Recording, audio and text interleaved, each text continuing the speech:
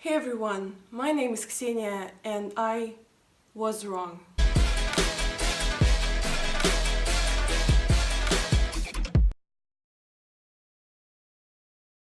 Okay, enough with the suspense, let's start the video. What I'm going to talk about today are the things that I did or thought in regards to wrestling when I was younger that I now realize are super wrong and I regret doing / saying / thinking that. I feel like it's particularly fitting to talk about those in the wake of evolution because most of the things have to do with sexism. And I hope to share this experience with someone out there and maybe it will help you find a different point of view, or maybe if you do those, you should probably stop. Again, I'm not trying to preach, I'm just a person on the internet. So the first thing that I want to talk about, I thought that people on the internet knew more about wrestling than I did. I don't know how credible it sounds because I have been a wrestling fan for 11 years and I feel like it's a track record long enough even for the most ruthless gatekeepers to shut their mouth. However, when I was younger, when I was a teenager, my self-esteem was a bit fragile and maybe that's why I sought authority in people on the internet. And maybe out of the fear of not being accepted or out of the fear of being dismissed as a fan, I was kind of repeating after them. Of course, I didn't mirror entirely everything that they said. For example, The Miz has been my favorite wrestler for 11 years, for the entire time that I've been a wrestling fan.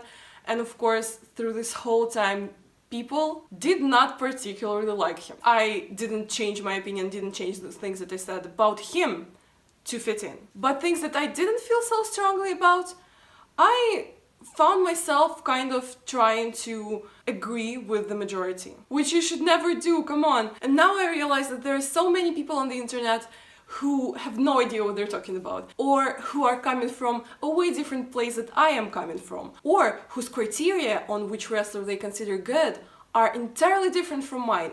And that's okay. That is not to say that I think that everyone on the internet is wrong. What I am trying to say, however, is you should always see what you think and what you feel about a certain wrestler or a certain event or a certain storyline and form your opinion based on that. And who cares if someone disagrees? In the end of the day, wrestling is something that you enjoy, something that you watch for yourself. And out of that first point, kind of stems the second. The second point is, and that is kind of hard to say, I used to bash women's wrestling. The reason was dual. The first reason was, as I said, the wrestling community, especially back then, the guys on the internet, the wrestling fans on the internet, perceive female wrestlers as eye candy, as just something that they like to watch and post pictures of their butts or whatever. There was another factor. When I was getting into wrestling, I was in my early / mid-teens. And of course there were many grown-ups around me who have witnessed me getting into wrestling. And I always heard them say, and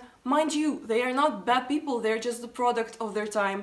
And even now, after having talked to the grown-up version of me, and after having heard out what I have to say, some of them have changed their opinions. But back then, when I thought that an adult person was someone to repeat after, was someone to look up to, they used to look over my shoulder when I was watching wrestling and be like, when men do it, it's alright, but I just can't look when women do it. It's just not something that a woman should do. Women are supposed to be coy and supposed to be weak and supposed to be submissive. I was coming from a place of huge trust in adults. I would repeat after them. I would be like, yeah, I like men's wrestling, but not women's wrestling, because it's not something that a woman should do. When I was setting out to film this video, I didn't even think that these things will be so hard to say, because at this point in time I am such a raging feminist. Just saying that, just having these things come out of my mouth almost physically hurts. And now from the topic of misogyny, let's go to the topic of internalized misogyny. I used to lean into fetishization of female wrestling fans. Again, I've talked about this a little bit in some of my previous videos. I am pretty cautious talking about that because I'm not trying to sound like I toot my own horn or anything when I say that I fit in, or at least am trying to fit in, a conventional way that an attractive woman looks. Of course, only to a certain extent, because I like some things that are not conventionally feminine, and there are some physical features in me that are not conventionally feminine. But what I'm trying to say is, I wear makeup, I wear high heels, I like dresses, I have long hair. A lot of times, for male fans, I can be some sort of a fetishized version of a female wrestling fan. For them, it's a little bit like